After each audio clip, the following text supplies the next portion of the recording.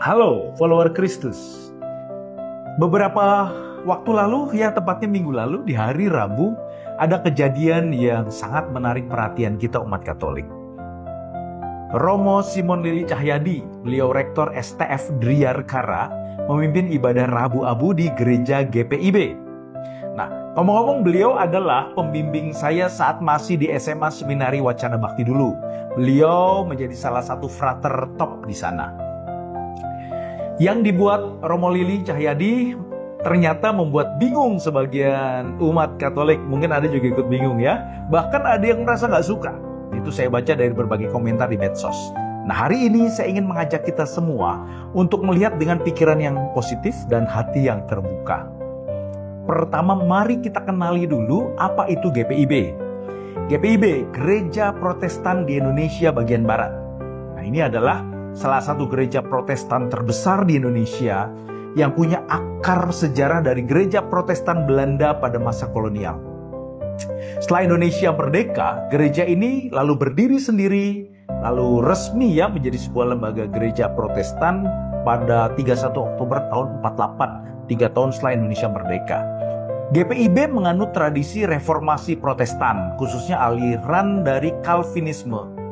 Aliran ini berfokus pada doktrin sola scriptura, ya, hanya pada kitab suci sebagai otoritas tertinggi, lalu sola fide, keselamatan oleh iman saja, dan yang ketiga sola gratia, keselamatan adalah anugerah Allah. GPIB dikenal memiliki tradisi liturgi yang harus diakui lebih kaya dibandingkan dengan gereja Protestan atau Kristen lainnya. Mereka masih merayakan, setahu saya ya, hari-hari raya liturgi seperti Advent, Prapaskah, dan tentu saja ya bisa jadi Rabu Abu juga. Nanti bisa dicek.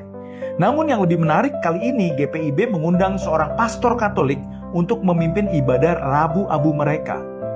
Saya menafsirkan, menurut saya nih ya, tindakan GPIB ini menunjukkan bahwa mereka tidak lagi hanya berpegang pada sola scriptura secara kaku, tapi mereka ingin kembali merangkul tradisi gereja yang sangat kaya yang sudah ada sejak awal kekristenan muncul di dunia. Jadi ini bukan sekedar soal abu yang ditorehkan di dahi. Ini adalah tanda bahwa ada jembatan yang sedang dibangun.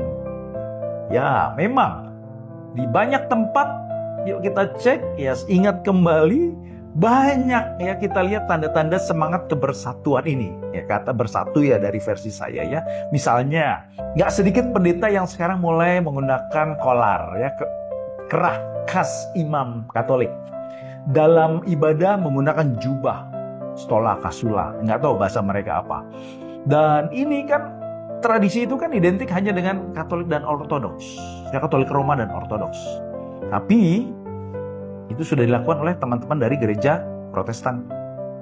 Dan juga setahu saya peribadatan juga semakin dekat.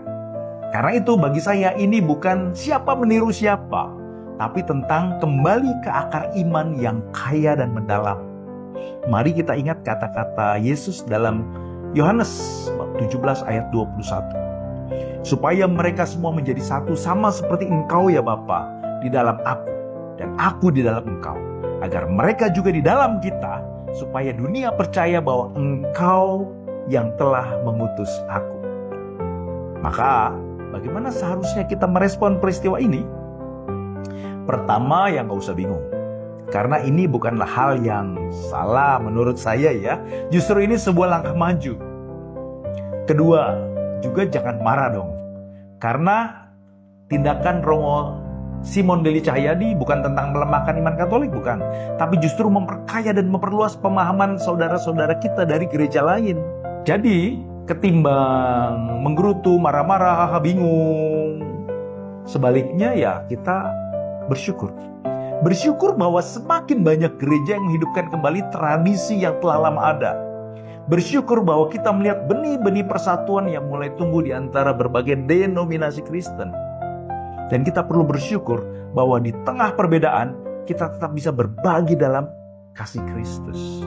Karena itu, follower Kristus, rasanya akan lebih pas jika kita dengan sukacita berdoa agar semangat persatuan ini terus berkembang. supaya semua yang percaya kepada Kristus semakin dekat satu sama lain dan bukan semakin menjauh. Setuju? Kita semua sedang berjalan menuju satu tujuan, yaitu Kristus Sang Penyelamat. Dan jika ada jembatan yang sedang dibangun di antara kita, mengapa kita malah ingin meruntuhkannya? Selamat melayani, Tuhan memberkati.